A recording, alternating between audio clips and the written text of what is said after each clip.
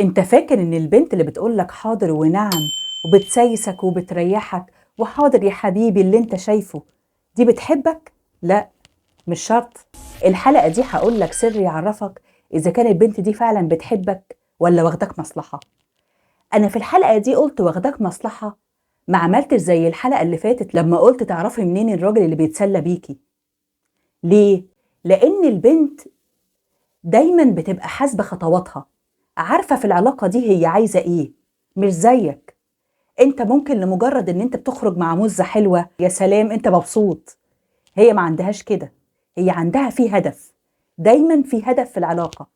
ممكن يكون بقى هدف مادي، اللي هي تخرج على قفاك وتصرف عليها وتفسحها وتروح الحتة اللي هي مش عارفة تروحها. وممكن كمان واخداك عشان تغيظ حد تاني، او واخداك استبن كده على الرف لحد ما تلاقي حد احسن منك.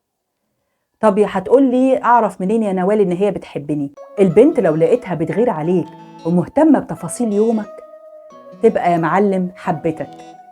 عايزة تعرف رحت فين، جيت منين، شربت ايه، كلت ايه، روحت امتى، نمت امتى، كل حاجة عنك. البنت عكس الولد في الحتة الغيرة دي.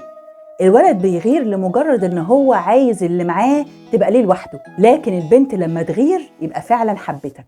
وعاوزة اقول حاجة مهمة للبنت والولد: اي حاجة دينكم بيقول لكم عليها لأ تبقى ضد مصلحتكم في الدنيا قبل الآخرة. الحلقة اللي جاية هقولك على 3 حاجات لازم تتعلمهم كويس قبل ما تفكر تتجوز.